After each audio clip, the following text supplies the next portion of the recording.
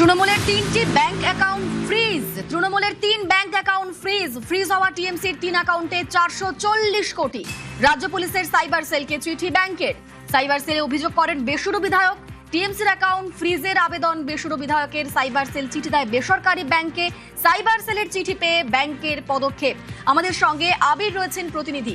আবির, ঋতব্রত বন্দ্যোপাধ্যায় তিনি আশঙ্কা প্রকাশ করেছিলেন যে এই তৃণমূলের অ্যাকাউন্টে দুর্নীতির টাকা ঢুকতে পারে, তাই অবিলম্বে অ্যাকাউন্ট ফ্রিজ করা হোক। তার আবেদনের পর আমরা কি দেখলাম যে ব্যাংকের পদক্ষেপ, 3টা অ্যাকাউন্ট ফ্রিজ করে দেওয়া হলো। প্রথমত হচ্ছে যে বিধাননগর পুলিশ কমিশনারেটের সাইবার ক্রাইম পুলিশ স্টেশনে গতকাল রাত্রিবেলা এক নয় একাধিক বিধায়কের তরফ থেকে অভিযোগ দায়ের করা হয়। সেই অভিযোগে তারা 3টি অ্যাকাউন্ট নাম্বার তারা উল্লেখ করেন। একই সঙ্গে তারা উল্লেখ করেন একটি নির্দিষ্ট ব্যাংক, যেটি সেন্ট্রাল প্লাজা ব্রাঞ্চ রয়েছে কলকাতার মিন্টো পার্কের কাছে, সেখানেই অ্যাকাউন্টগুলি রয়েছে এবং সেখানে এই অ্যাকাউন্টে যে অর্থ রয়েছে সেই অর্থ কোথা থেকে এসেছে এবং তারা যে অভিযোগ উল্লেখ করেন সেখানে তারা বলেন যে ইলেকট্রনিক ট্রানজাকশন এর কেওয়াইসি এবং হচ্ছে ব্যাংক স্টেটমেন্ট, অর্থাৎ কে কত টাকা তুলেছেন, কবে তুলেছেন, সেই টাকা কবে এসছে, কারা তুলেছেন, কত তারিখে তুলেছেন, কোন সময় তুলেছেন, সেই গোটা বিষয় নিয়ে তদন্ত করে দেখা হোক। কেন তারা তদন্ত করতে বললেন? আজকে দিনভর তার ব্যাখ্যা দিয়েছেন বিরোধী দলনেতা। তিনি বলেছেন যে বা তার সঙ্গেও যারা রয়েছেন তারাও বলেছেন। সঙ্গে থাকো, এই মুহূর্তে আমাদের সঙ্গে রয়েছেন বিজেপি মুখপাত্র দেবজিৎ সরকার। দেবজিৎ বাবু, ঋতব্রত বন্দ্যোপাধ্যায় তিনি আশঙ্কা প্রকাশ করেছিলেন যে এই তৃণমূলের অ্যাকাউন্টে দুর্নীতির টাকা ঢুকতে পারে, তাই এই অ্যাকাউন্ট এই মুহূর্তে ফ্রিজ করা হোক। আর তারপর আমরা দেখলাম তৃণমূলের 3টি ব্যাংক অ্যাকাউন্ট ফ্রিজ করা হয়েছে, যেখানে অ্যাকাউন্টে 440 কোটি টাকা রয়েছে। কি বলবেন?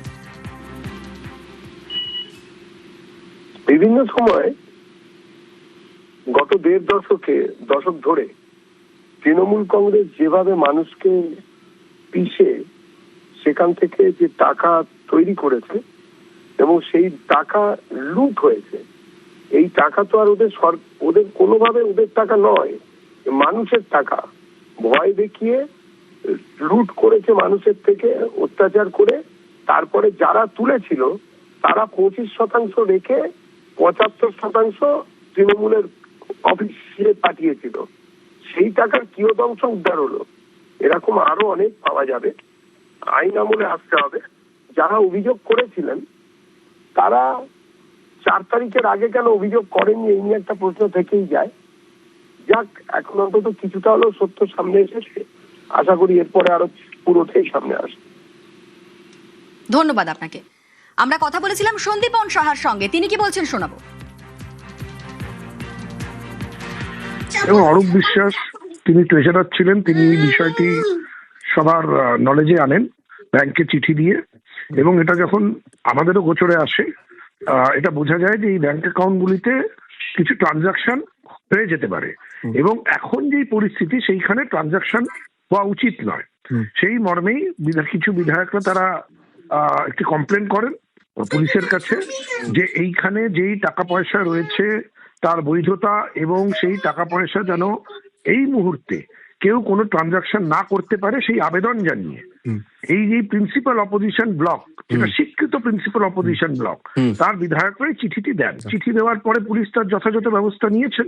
এখন এই পরিস্থিতিতে ওইখানে আবার কে কার নিজের উদ্দেশ্যে ট্রানজাকশন করে নেবে সেইটাও তো খুব প্রশ্নের মুখে, যে সেখানে টাকা পয়সা যেগুলো ঢুকেছে তার সোর্স কি, সোর্সগুলো ঠিক আছে কিনা, এগুলো সবকিছু খতিয়ে দেখুক। আমরা চাই এর পূর্ণাঙ্গ তদন্ত হোক। হতে পারে এই টাকার সোর্স সঠিক নয়, প্রপার নয়, হতে পারে এর মধ্যে অবৈধ টাকা ঢুকেছে। তদন্তের বিষয়, তদন্তটা পূর্ণাঙ্গ তদন্ত সঠিকভাবে হোক, এটাই আমরা চাইছি। এই মুহূর্তে আমাদের সঙ্গে রয়েছেন তৃণমূল বিধায়ক কুণাল ঘোষ। কুণাল বাবু, ঋতব্রত বন্দ্যোপাধ্যায় তো বলেছিলেন যে এই অ্যাকাউন্টে দুর্নীতির টাকা ঢুকতে পারে, তাই অ্যাকাউন্ট ফ্রিজ করা হোক। আমরা দেখলাম তৃণমূলের 3টি ব্যাংক অ্যাকাউন্ট ফ্রিজ করে দেওয়া হলো। আপনি কি বলবেন?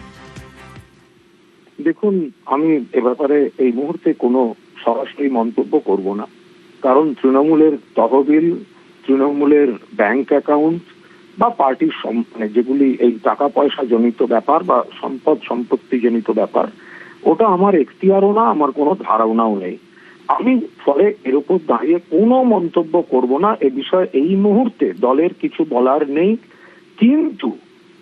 কিন্তু আমার শুধু কৌতূহল আছে যে বিধায়করা, ধরা যাক ঋতব্রত বন্দ্যোপাধ্যায়, আমার প্রশ্ন এক, দলের যে অ্যাকাউন্টে তাদের আপত্তি আছে, এই গত 1 মাস আগের বিধানসভা নির্বাচনে যখন তারা প্রার্থী ছিলেন, ঋত প্রার্থী ছিলেন, দল থেকে কোনো টাকা তার কাছে গেছিল কি না, ঋতব্রত বন্দ্যোপাধ্যায় এবং যারা এই বিষয়ে চিঠি দিয়েছেন তাদের কাছে দলের তরফে কোনো অ্যাকাউন্ট থেকে টাকা নির্বাচনে সাহায্য বাবদ গেছিল কি না। 2, যদি গিয়ে থাকে তাহলে তারা সেই টাকা ব্যবহার করলেন কেন? যাদের মনে হয় দলে দুর্নীতির টাকা আছে, যাদের এত বিস্তারিত তথ্য থাকে, তারা নিজেদের নির্বাচনে তৃণমূল কংগ্রেসের সেই অ্যাকাউন্ট থেকে আসা টাকা ব্যবহার করলেন কেন? এবং 3, তারা নীতিগতভাবে যদি তারা সেই অ্যাকাউন্টের টাকা তাদের নির্বাচনে ব্যবহার করে থাকেন এবং সেই টাকা যদি দুর্নীতির টাকা হয়, তাহলে সেই অভিযোগে তাদের বিধায়ক পদ বাতিল হবে না কেন? কারণ নির্বাচনী বিধিতেই রয়েছে কোনো আপত্তিকর বা অবৈধ টাকা কোনো নির্বাচনে ব্যবহার হতে পারে না।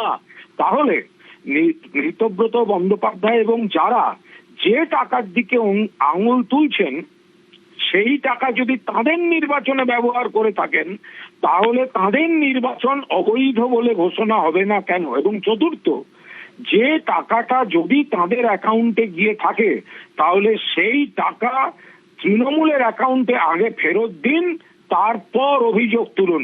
তৃণমূলের টাকা ভালো হতে পারে, খারাপ হতে পারে, আমি এ নিয়ে কোনো মন্তব্য করব না, কারণ আমি জানি না। বাট সেটা যদি তারা তাদের নির্বাচনে কাজে লাগিয়ে থাকেন, অবিলম্বে সেই টাকাটা আগে ফেরত দিন অ্যাকাউন্টে, তারপর নীতিগতভাবে অভিযোগ করুন। অন্যথায় প্রমাণ হয়ে যাবে রাজনৈতিক উদ্দেশ্য সাধনে তৃণমূলের টিকিটে জিতে তৃণমূলের পিঠে ছুরি মারার জন্য তারা এইসব কাণ্ড করছেন। ধন্যবাদ।